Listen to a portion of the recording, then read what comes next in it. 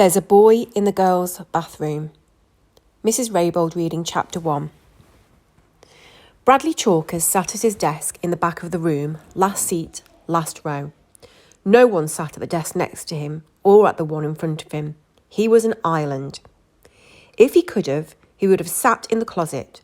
Then he could shut the door so he wouldn't have to listen to Mrs. Ebble. He didn't think she'd mind. She'd probably like it better that way too. So would the rest of the class. All in all, he thought everyone would be much happier if he sat in the closet, but unfortunately his desk didn't fit. Class, said Mrs. Ebble, I would like you all to meet Jeff Fishskin. Jeff has just moved here from Washington, D.C., which, as you know, is our nation's capital. Bradley looked up at the new kid who was standing at the front of the room next to Mrs. Ebble. Why don't you tell the class a little bit about yourself, Jeff? Urged Mrs. Ebble. The new kid shrugged. There's no reason to be shy, said Mrs. Ebble. The new kid mumbled something, but Bradley couldn't hear what it was. Have you been to the White House, Jeff? Asked Mrs. Ebble. I'm sure the class would be very interested to hear about that. No, I've never been there, the new kid said very quickly as he shook his head. Mrs. Ebble smiled at him. Well, I guess we'd better find you a place to sit. She looked around the room. I don't see any place except I suppose you can sit there at the back. No, not next to Bradley, a girl in the front row exclaimed. At least it's better than in front of Bradley, said the boy next to her. Mrs. Ebble frowned. She turned to Jeff. I'm sorry, but there are no other empty desks. I don't mind where I sit, Jeff mumbled. Well, nobody likes sitting there, said Mrs. Ebble. That's right, Bradley spoke up. Nobody likes sitting next to me. He had a strange smile. He stretched his mouth so wide it was hard to tell whether it was a smile or a frown. He stared at Jeff with bulging eyes as Jeff awkwardly sat down next to him. Jeff smiled back at him, so he looked away. As Mrs. Ebble began the lesson, Bradley took out a pencil and a piece of paper and scribbled. He scribbled most of the morning, sometimes on the paper and sometimes on his desk. Sometimes he scribbled so hard his pencil point broke. Every time that happened, he laughed. Then he'd take the broken point to one of the gobs of junk on his desk, sharpen his pencil and scribble again. His desk was full of little wads of torn paper, pencil points, chewed erasers and other unrecognisable stuff all taped together. Mrs. Ebble handed back a language test. Most of you did very well, she said. I was very pleased. There were 14 A's and the rest B's. Of course, there was one F, but... She shrugged her shoulders. Bradley held up his test for everyone to see and smiled that same distorted smile. As Mrs. Ebble went over the correct answers with the class, Bradley took out a pair of his scissors and very carefully cut his test paper into tiny squares. When the bell rang for recess, he put on his red jacket and walked outside alone. Hey, Bradley, wait up, someone called after him. Startled, he turned around. Jeff, the new kid, hurried alongside him. Hi, said Jeff. Bradley stared in amazement. Jeff smiled. I don't mind sitting next to you, he said. Really? Bradley didn't know what to say. I've been to the White House, Jeff admitted. If you want, I'll tell you about it. Bradley thought a moment, then said, Give me $1 or I'll spit on you. Chapter 2. There are some kids you can just tell by looking at them who are good spitters. That is probably the best way to describe Bradley Chalkers. He looked like a good spitter. He was the oldest and toughest looking kid in Mrs. Ebble's class. He was a year older than the other kids. That was because he'd taken the 4th grade twice. Now he was in 5th grade for the first, but probably not the last time. Jeff stared at him, then gave him $1 and ran away. Bradley laughed to himself, then watched all the other kids have fun. When he returned to class after recess, he was surprised Mrs. Ebble didn't say anything to him. He figured that Jeff would probably tell on him and that he'd have to give back the $1. He sat at his desk in the back of the room, last seat, last row. He's afraid to tell on me, he decided. He knows if he tells on me, I'll punch his face in. He laughed to himself. He ate lunch alone too. As he walked in from lunch, Mrs. Ebble called from her desk. Who? Me? He asked. He glared at Jeff, who was already sitting down. I didn't do anything. Did you give my note to your mother? Asked Mrs. Ebble. Huh? What note? You never gave me a note. Mrs. Ebble sighed. Yes, I did, Bradley. In fact, I gave you 2 notes because you said the first one was stolen. Oh, that's right, he said. I gave it to her a long time ago. Mrs. Ebble eyed him suspiciously. Bradley, I think it's very important for your mother to come tomorrow. Tomorrow was parents' conference day. She can't come, said Bradley. She's sick. You never gave the note, did you? Call our doctor if you don't believe me. The school has just hired a new counsellor, said Mrs. Ebel, and it's very important that your mother meet her. Oh, they already met, said Bradley. They go bowling together. I'm trying to help you, Bradley. Call the bowling alley if you don't believe me. OK, Bradley, said Mrs. Ebel, and she let the matter drop. Bradley returned to his seat, glad that was over. He glanced at Jeff, surprised Jeff hadn't told on him.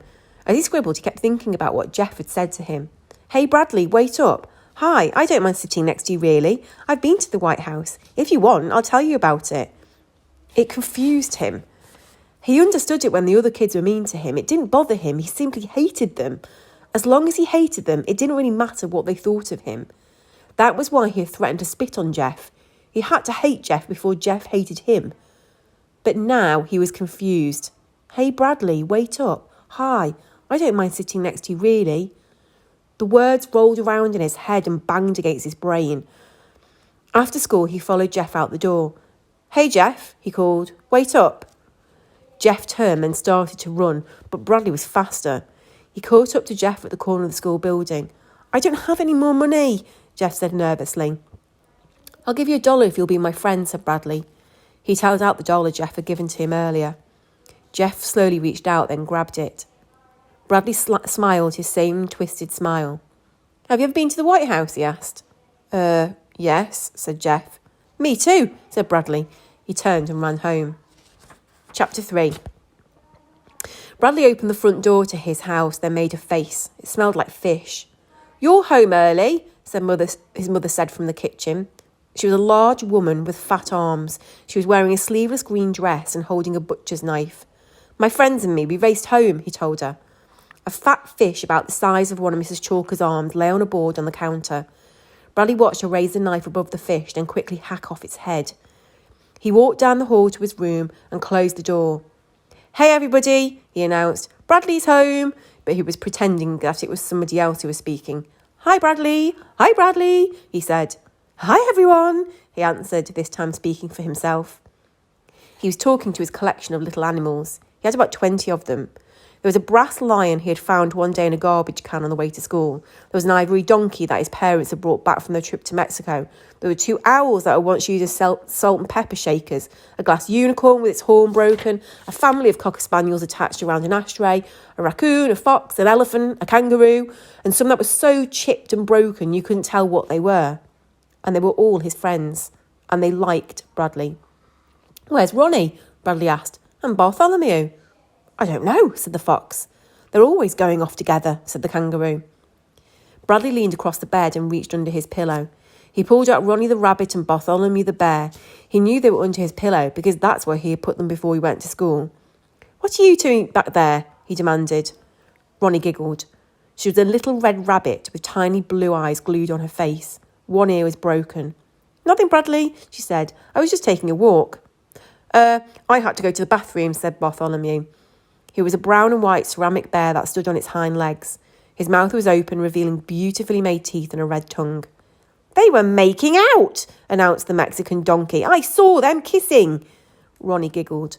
Oh, Ronnie, scolded Bradley, what am I going to do with you? She giggled again. Bradley reached into his pocket and took out a handful of cut-up bits of paper, his language test.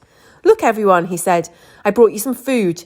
He dropped the bits of paper onto the bed, then scooped all his animals into it. Not so fast, he said. There's plenty for everyone.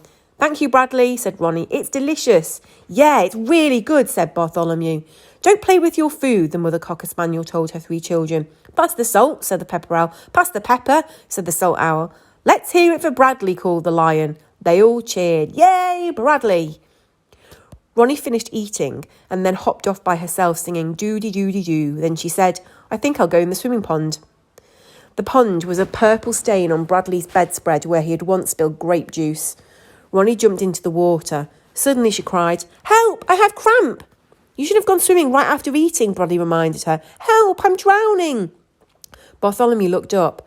That sounds like Ronnie, he said. It sounds like she's drowning in the pond. He hurried to the pond to rescue her. Hold on, Ronnie, he shouted. The door to Bradley's room swung open and his sister Claudia barged in. She was 4 years older than Bradley. Get out of here, he snapped, or I'll punch you in the face. What are you doing, she teased. Talking to your little animal friends, she laughed, showing her braces. It was Claudia who had broken Ronnie's ear. She had stepped on it accidentally. She told Bradley it was his fault for leaving animals strewn all over the floor. He didn't tell her that Ronnie wasn't on the floor, but lost in the desert. Instead, he said, "Who cares? It's just a stupid red rabbit." "Mum wants you," said Claudia. "She told me to get you." "What does she want?" "She wants to talk to you. Tell your animals you'll be right back." "I wasn't talking to them," Bradley insisted. "What were you doing then?" "I was arranging them. I was putting them all in alphabetical order. It's a project at school. Call my teacher if you don't believe me." Claudia snickered. Although she'd always made fun of Bradley's animals, she'd felt really bad when she stepped on the rabbit. She knew it was Bradley's favourite. She had bought him the bear to make up for it. "What do I want a bear for?" he said when she gave it him. Bradley went into the kitchen. The fish, now cut up and covered with onions, was frying on top of the stove. "You want me?" he asked. "How's everything at school?" asked his mother. "Great. In fact, today I was elected class president." "Your grades are all right?" "Yes, Mrs. Ebel handed back a language test today and I got another A. In fact, it was an A+. "May I see it?" Mrs. Ebel hung it on the wall right next to my other A tests. "Mrs. Ebel just called," said Mother. His heart fluttered. "Why don't you tell me that tomorrow is parent conference day?" asked his mother. "Didn't I tell you?" he asked instantly. "No, I didn't think so." "I told you," he said. "You said you couldn't go. You must have forgot." "Mrs. Ebel seems to think it's important for me to be there," said his mother. "That's just her job. The more mothers she sees, the more money she makes." "Well, I've made an appointment with her for 11 o'clock tomorrow morning." Bradley stared at her in disbelief. "No, you can't go," he shouted, stamping his foot. "It's not fair." "Bradley, what? It's not fair. It's not fair." He ran into his bedroom and slammed the door behind him. A moment later, his mother knocked on the door. "What is it?" she asked. "What's not fair?" "It's not fair," he yelled. "You promised." "What did I promise, Bradley? What did I promise?" He didn't answer. He couldn't until he thought why it wasn't fair and what she had promised him. He stayed in his room until Claudia told him that he had to come to dinner. He followed her out to the dining room where his mother and father were already sitting down.